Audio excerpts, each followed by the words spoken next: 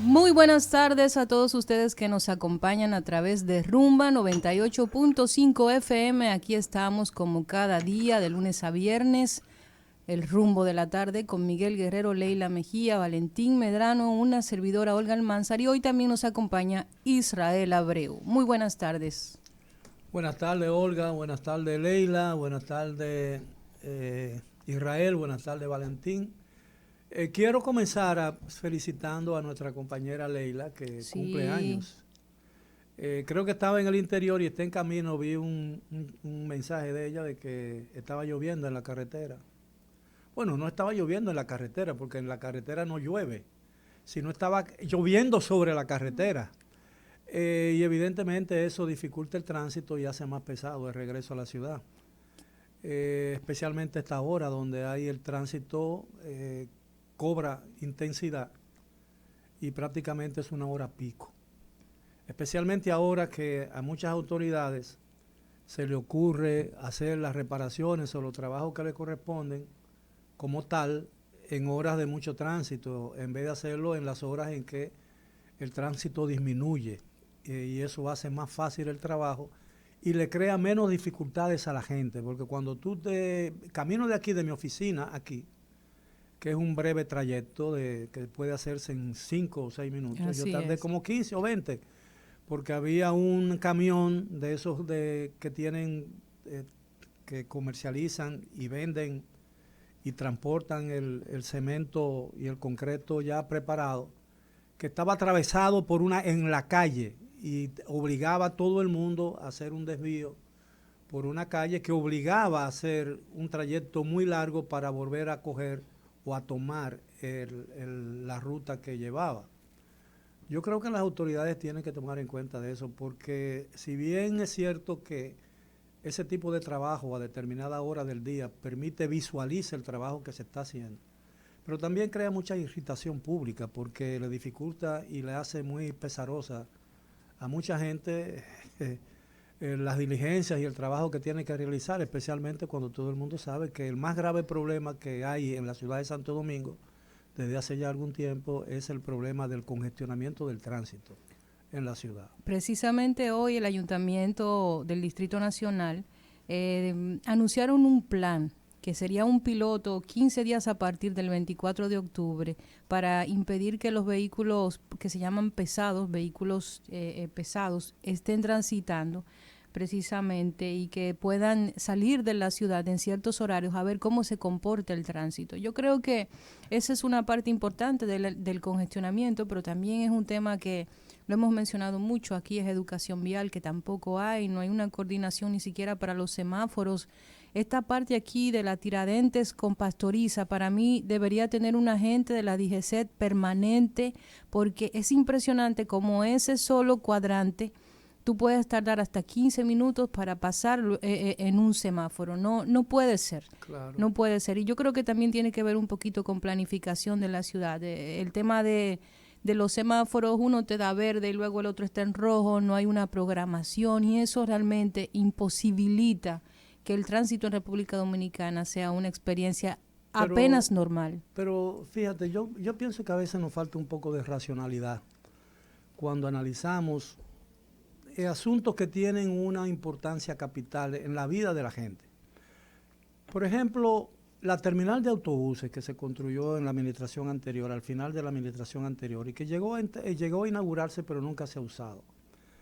Bueno, que no afecta el medio ambiente, bueno, pero nadie se ha muerto con la construcción de esos asuntos ahí. Eso está lleno de construcciones, porque hay barrios ahí marginales y barrios que no son marginados. Incluso ahí está en la misma área donde se construyeron las instalaciones para los Juegos Panamericanos del 2003. Y nadie dijo entonces que eso afectaba el medio ambiente o que rompía la ecología o esas cosas que se dicen hoy en día. Y ahí se destruyeron y se desmontaron para poder hacer esas instalaciones físicas, que luego se cerraron en un parque y nadie puede entrar a él porque está cerrado. Tú puedes vivir frente al parque, pero para entrar a él tienes que a veces dar una caminata de yo no sé cuántos kilómetros para rodearlo porque está cerrado, como si fuera tapiado. Tapiaron el centro, impidiendo que la gente goce de un parque amplio lleno de árboles. ¿Cuántos árboles se tumbaron en la construcción de esas instalaciones? Cientos, miles. ¿Se restituyeron? No se restituyeron porque esos árboles estaban en los lugares que hoy están las instalaciones físicas y muchas de esas instalaciones físicas están deteriorándose por falta de uso. Entonces, cuando se construyó esa terminal de autobuses, se hizo un plan maestro. Había un plan maestro que no se discutió. Bueno, lo discutieron las autoridades, pero estas autoridades no han presentado una alternativa al tema. Y entonces eso está cerrado ahí, el tiempo lo convertirá en una ruina, y la idea de eso era evitar que muchos de esos vehículos pesados ingresaran a la ciudad de Santo Domingo, ¿entiendes?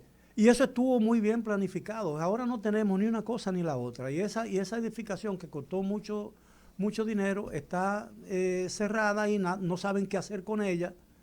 Y realmente se han empantanado con el asunto. Y mientras tanto siguen entrando más vehículos de lo que deberían entrar a la ciudad de Santo Domingo. Afortunadamente no hicieron otro tanto con la circunvalación de Santo Domingo por el norte, porque a lo mejor la cierran porque eso lo construyó el gobierno anterior. Entonces ese tipo de irracionalidad yo creo que no funciona en un país. Yo creo que hay que proteger las cosas que se han hecho. Y si esa construcción estuvo mal hecha, bueno, pues cáiganle a martillazo y a mandarriazo y destruyanla y recuperen el medio ambiente que se perdió o se sepultó ahí con la construcción de esa instalación. Pero vamos a hacer otro tanto con las instalaciones físicas del Parque Mirador del Este, antes de que el tiempo haga su trabajo y la deteriore a punto tal que ya no se puedan utilizar. Entonces, aquí construimos un parque y lo primero que hacemos después de construimos el parque es que lo cercamos para que la gente no entre al parque. Yo no veo ningún tipo de razonamiento ni de lógica a eso. Y he mencionado el tema de la terminal de autobuses porque tú mencionaste el asunto de que están entrando más vehículos, cada día entran muchos más vehículos. En una oportunidad, el ex ministro de Obras Públicas, cuando se inauguró la primera fase, yo lo recuerdo perfectamente, de la circunvalación del norte, que va a permitir que una gente que venga de Puerto Plata o que venga de Santiago no tenga que entrar a la ciudad de Santo Domingo, si va para Punta Cana, si va para La Romana, y eso va a ahorrarse a lo mejor 1 hora o 1 hora y media en el tránsito. Eso va a significar un ahorro enorme de combustible y de tensión para la gente. Es decir, va a haber menos angustia en la gente que conduce y que se traslada de un lugar a otro. Milagrosamente no han cerrado eso y milagrosamente lo han continuado, porque creo que han seguido continuando esa. Y yo veo cuando yo voy al este, que yo voy casi semanalmente al este, aunque sea para volver el mismo día, yo veo que ya en Boca Chica, que se supone que es la prolongación última de esa circunvalación, está llegando, todavía se ven señales de que esa obra la están continuando. Perfecto, magnífico, porque hay que darle continuidad al Estado. Si ustedes entendieron que eso estuvo mal hecho, pues entonces tomen las acciones que tienen que tomar, pero dejen de estar criticando cosas sin hacer absolutamente nada, porque la gente llega un momento en que se harta de todo eso. Y el país lo que quiere es armonía. El país lo que quiere es armonía y disfrutar de lo que tiene. Este país es más esplendoroso de lo que muchos de nosotros pensamos. La ciudad, a pesar de todos sus problemas, del congestionamiento del tránsito, del desorden que nos caracteriza a los dominicanos, es una ciudad hermosísima, es una ciudad que se puede vivir en ella, porque tiene muchísimas cosas buenas, tiene museos, tiene un gran teatro nacional, tiene una ciudad colonial en una zona antigua digna de ser preservada.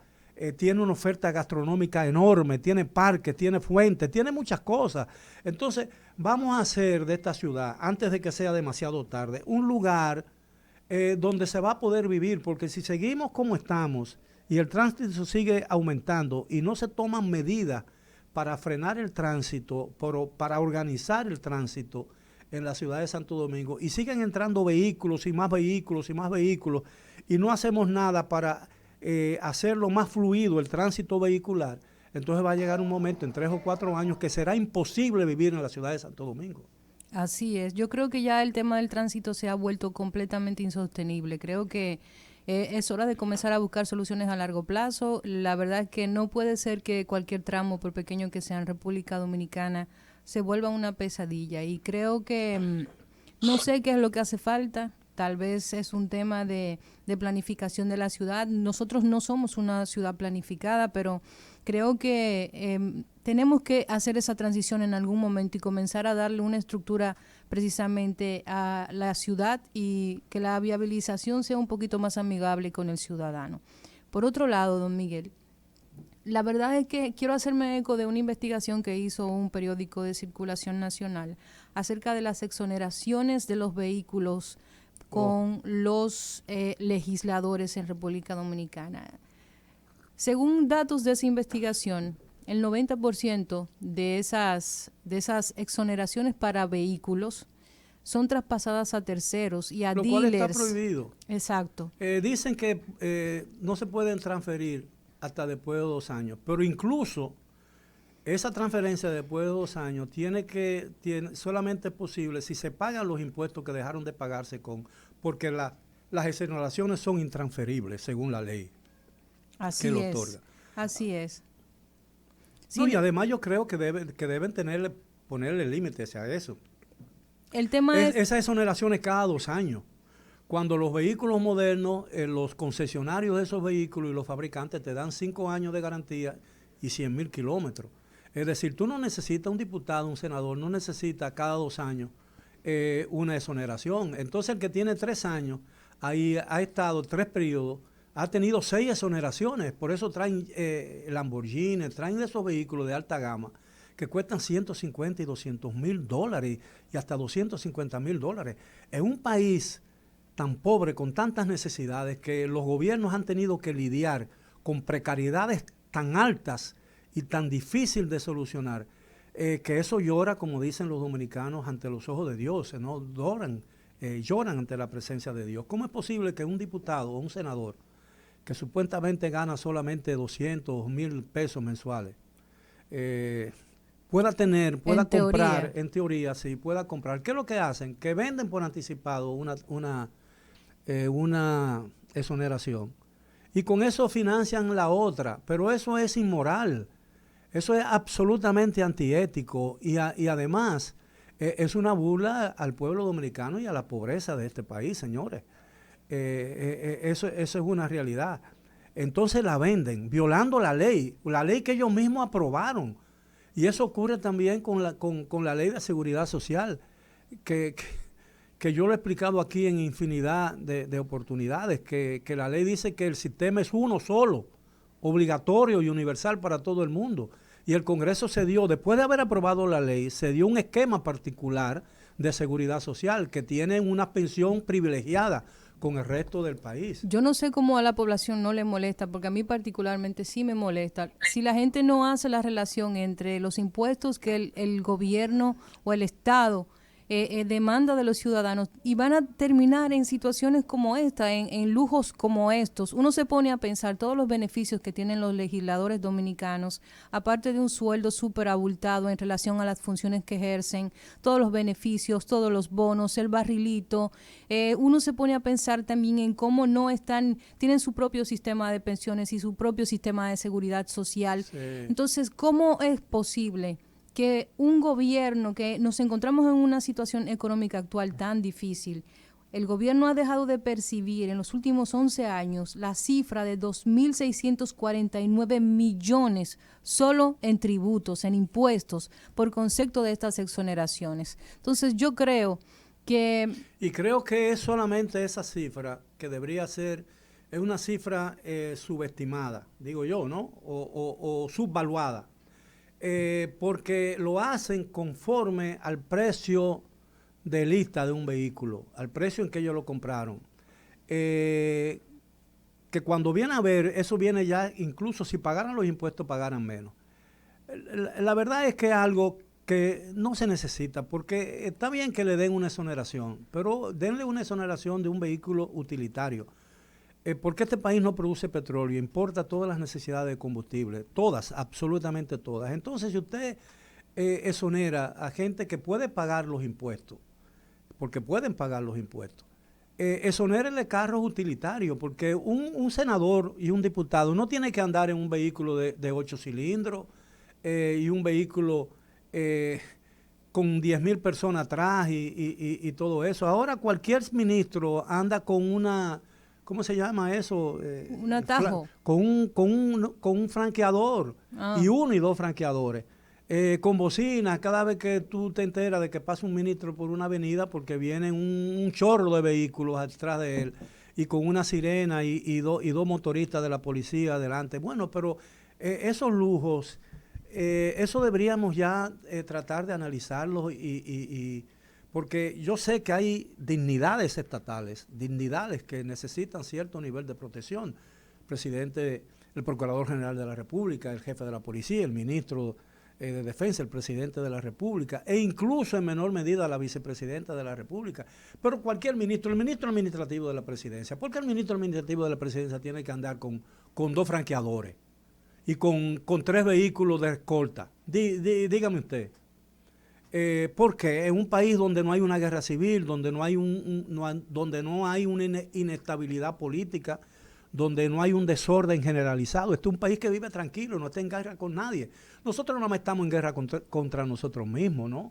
De manera pues que todas esas medidas a mí me parecen exageradas y no guardan relación con la situación económica y social que vive el país. Le damos la bienvenida a Israel Abreu, que está aquí desde la 4-5. Israel Abreu. Miren, señores, primero darle las gracias por el privilegio de acompañarles esta tarde a Olga Almanzar, esa súper comunicadora, y al mejor periodista de toda Latinoamérica. ¿Quién es ese? Don Miguel Guerrero. Don Miguel Guerrero. Darle gracias a Dios porque el mejor penalista de este país no vino. Y definitivamente agradecer también que van a recibir paso ahorita a las 5 con la misa que viene atrás de este programa.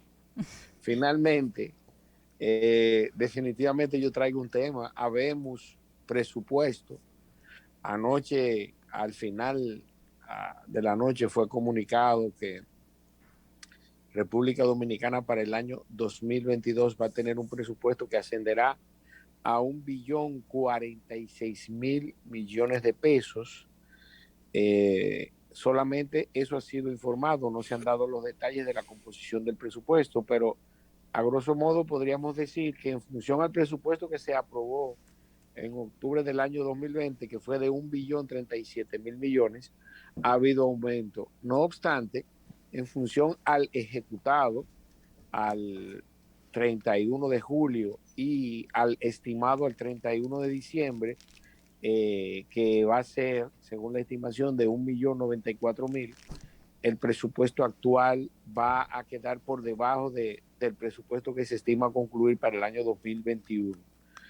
Una de las preguntas que la gente se hace en sentido general es cómo, si se hizo un presupuesto por 1.037.000.000, ¿cómo queda en 1.094.000.000? Bueno, todo esto es el resultado del aumento de las recaudaciones y posiblemente no, creo que es así también, el aumento de los empréstitos que se estiman tomarse durante todo el año hasta 31 de diciembre del 2021.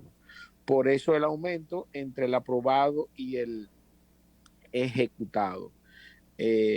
Todo esto se hace a través de un reajuste, de una revisión presupuestaria que se hace cada 3 meses, en donde se hacen los ajustes necesarios respecto de la proyección versus la ejecución que lleva el presupuesto. Entonces, una pregunta, Israel. La no ejecución del presupuesto, como ha sido diseñado y aprobado por el Congreso, diseñado por el gobierno y aprobado por el Congreso, no constituye, y el presupuesto es una ley, ¿no?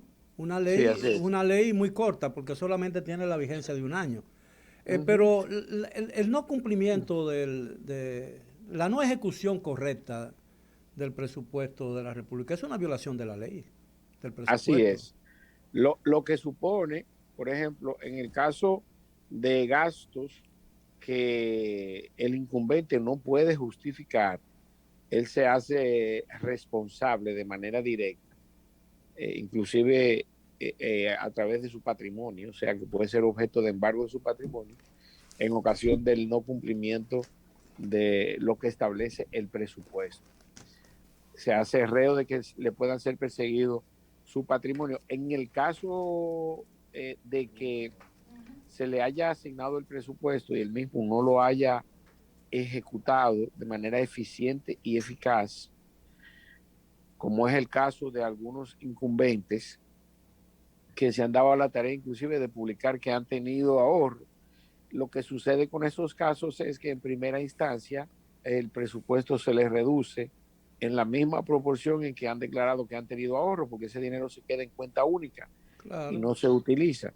Y se les reasignan en el próximo presupuesto, pero restándosele del que viene. Porque si no ejecuta el presupuesto, significa que no hizo lo que tenía que hacer según la ley del presupuesto, ¿no?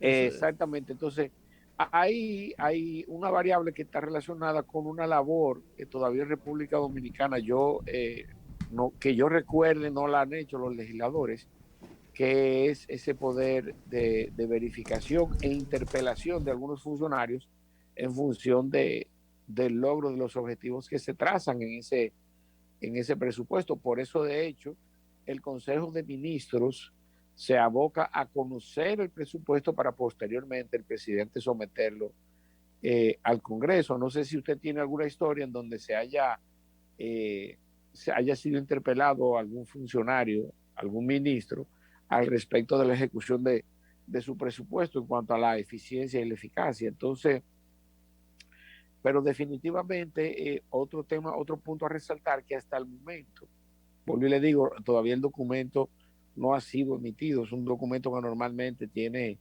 en resumen, tiene alrededor de 500 páginas y en detalle tiene casi 2.000 páginas el presupuesto general de la Nación. No ha sido conocido que se haya introducido alguna modificación al Código Tributario que dé al traste con el incremento que vamos a tener en el presupuesto general del Estado. Lo que sí se espera es que se empiecen a aplicar leyes que no se habían aplicado por situaciones de tipo social. Por ejemplo, puede ser el impuesto a la circulación, que yo creo que en alguna medida este gobierno se va a abocar a su aplicación.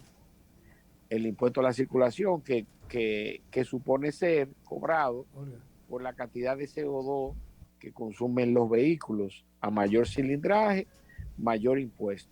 Y también una relación de costo de los vehículos que pudiera ser inclusive hasta un 1% del valor del vehículo. En ese sentido también llama preocupación que el déficit del presupuesto, ¿verdad?, estimado, según el mismo presupuesto, será de alrededor de 3%. Este es el resultado, ¿verdad?, de lo que es un déficit manejable. Supuestamente, porque vuelvo y te digo que, y por ejemplo, el ministro de Economía, Planificación y Desarrollo, don Miguel Seara Jato, siempre estimó que sin reforma fiscal, el déficit proyectado para el año 2022 iba a ser de 5.37%. Y ese mismo número lo manejó don José Rijo Presbot. Si ustedes lo googlean ahora mismo, José Rijo Presbot, 5.37. Ese era el déficit estimado para el año 2022. Entonces, se aprueba un presupuesto, ¿verdad?, sin ninguna modificación de carácter tributario al respecto del aumento de las recaudaciones, y se estima un déficit en 2.5 por debajo de lo que ellos previamente habían ya estimado sin reforma tributaria. Israel, entonces, Israel, ¿qué te parece si hacemos la pausa y luego de nuestra entrevista central de hoy seguimos conversando acerca un poquito sobre el tema de la economía y el anuncio de la presidencia sobre el presupuesto? Adelante. Perfecto, vamos a hacer una pausa y regresamos de inmediato. Donde surge la noticia.